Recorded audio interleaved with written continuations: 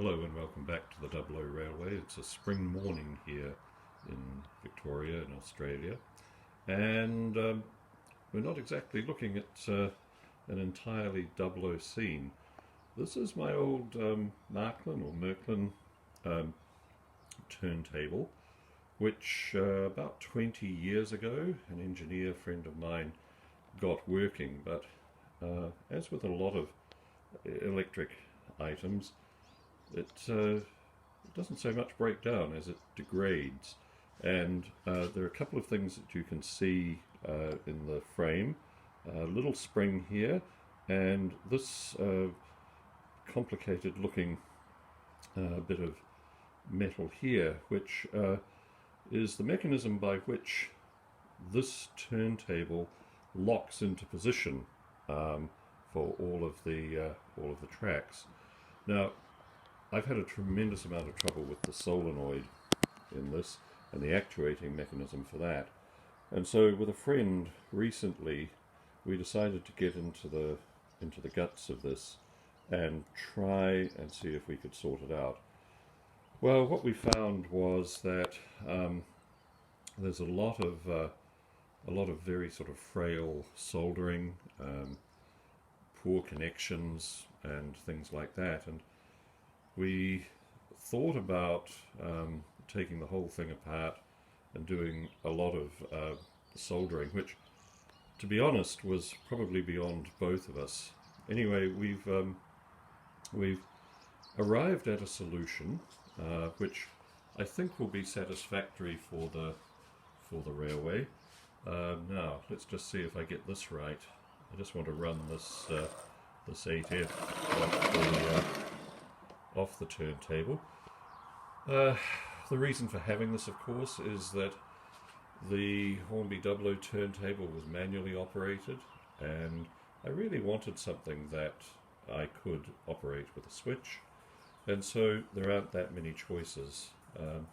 There's this old 3-rail one, which is what I needed because I run 3-rail, and one of the problems with it, of course, is that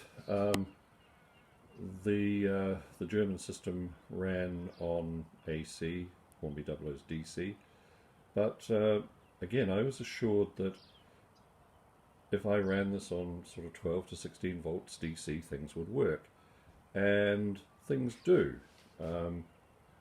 We took the opportunity when we took this apart to give it a good oil and a service, and some of the noise has disappeared. I'll show you this in action now.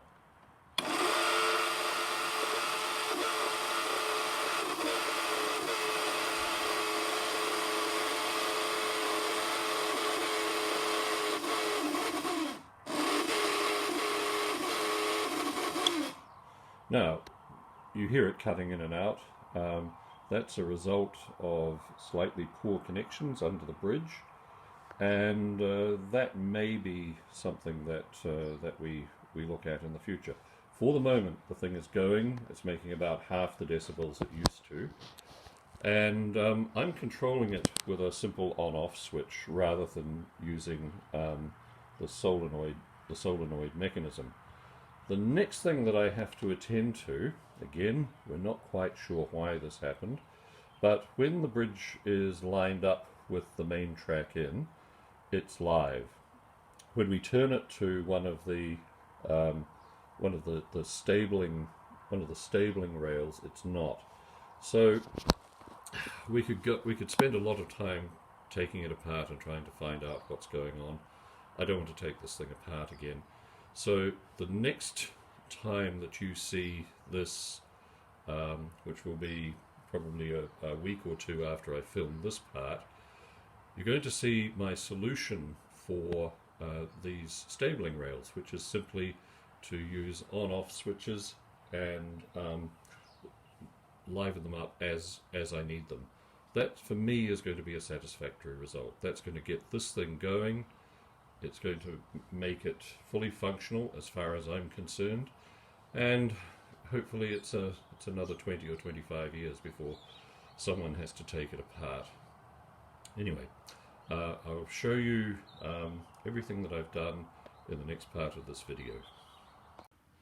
As you saw earlier, this turntable is now rotating, but the price we paid was that we lost connections to all the little spurs. We're not entirely sure why that is. We have our suspicions. So the next thing that's going to happen here is you can see that there's a power rail there. Well, we're going to connect the center rail off that through isolating switches, the black Hornby Dublo isolating switches, to the center rail of each of the tracks that come off these spurs, and that involves a little bit of work at the back of these tracks, which I'll show you in a moment, and a little bit of wiring. But in the end, what we're going to get is we're going to get a turntable that spins, and we'll be able to nominate each of these little spur lines to take an engine, which will be great. This will have essentially full functionality. Now, this is what the underside of one of the tracks coming off the turntable will look like. This is yet to be soldered, but this green wire will attach to the isolating switch, and when power is needed, it's just a matter of switching on. This is it's a slightly complicated solution, but it's going to deliver a reliable and predictable result, which is really what we want. So the next job is to install these, and that's going to be the next part of this video. Please excuse any noise that you hear in the background now. What we have here is partially through my work on the little slip rails for the turntable. I've got 3 of them fixed down, and you can see the wiring for them coming out of this tunnel. I'll just come over here and show you what I'm doing. So this is a hole that goes through this baseboard, and through the base will eventually go through the baseboard below. And if I reach over here, what I've done is I've fixed a wire to this, and obviously this sits in here. The wire goes down through the hole, and then everything is secured with a screwed down buffer. Now, if I can get enough light, I'll just remove this facing here, and you can see some of the work that's going on in there. So it's a little bit dusty. That'll all have to be cleaned out, but that'll go under the baseboard. Again, please excuse the noise. Come around to just down here, and probably come up through where those wires are. You can see, I'll just get this out of the way. There's the turntable, and we're just looking in the opposite direction now, and it'll come out to a series of black switches like these. So I'll get all that done, and then hopefully you will see this in operation with the turntable turning and various rails isolated and live, and you'll see it functioning completely as it should.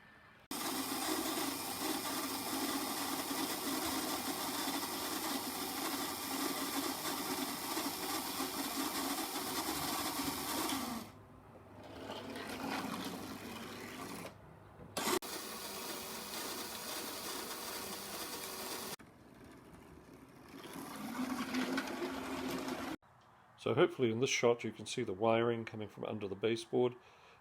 There's been a change of policy when it comes to the switches in use. I'm not going to use the Hornby Dublo switches which you see in the bottom left of this frame. basically because I need 5 of them, and I've only got 4 that are in serviceable condition.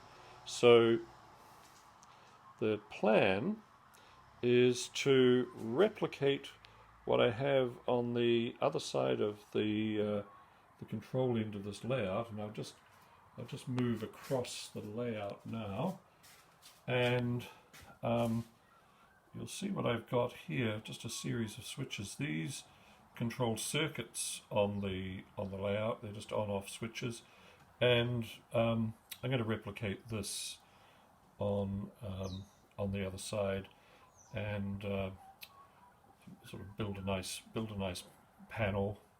Should be a neat and easy to operate solution. Well, again, please excuse the construction noises in the background. What is it they say about never saying never? Well, I did, I think, say that no one was going to see the underside of this thing for quite some time, and lo and behold, we had a problem. So all of this work here had to be slightly undone, and some work done on the motor. That's all now in good order, and it's an opportunity for me to do this and for you to see the underside of this thing.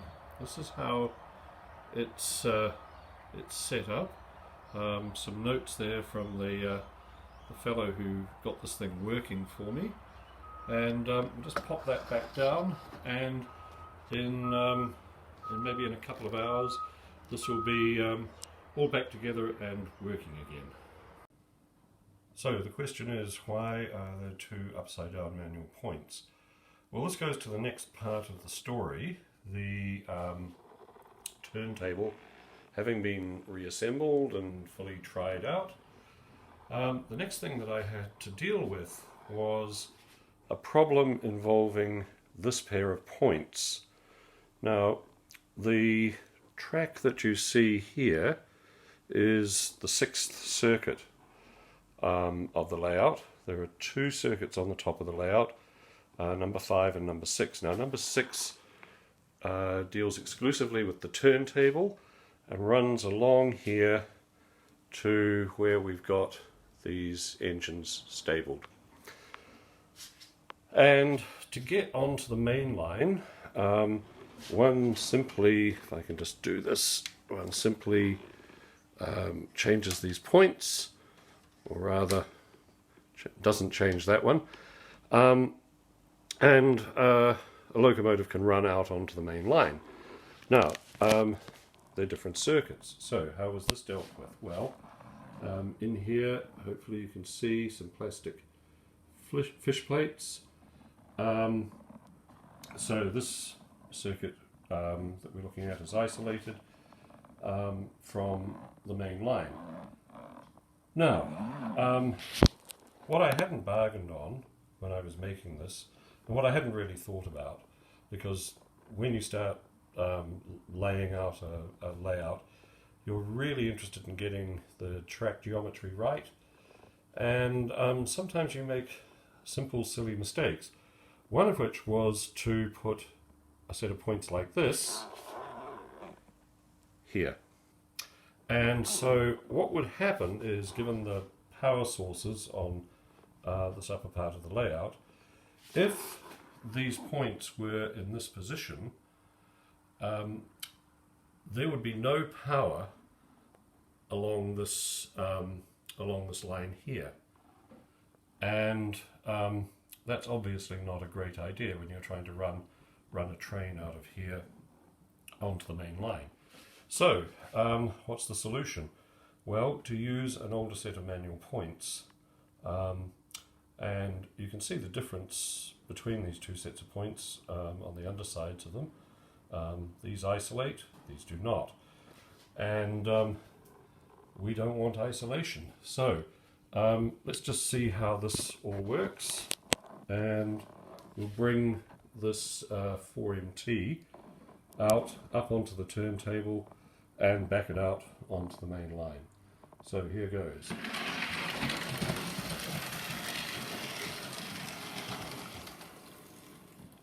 Okay, pretty smooth. Change the track, change the points rather. We'll set that dial on the main line and just back this out of here now, hopefully. There we are, nice and smooth. Problem solved. Anyway, I think it's about time that I stopped making this video. It's taken about 2 months to get this far, and it's going to drag on if I don't call it a day here. So thank you very much for watching, and I'll try and get some more from the Dublo layout out on YouTube in the next couple of months. It's been a busy time otherwise. So again, thanks very much for watching. Hope you enjoyed this.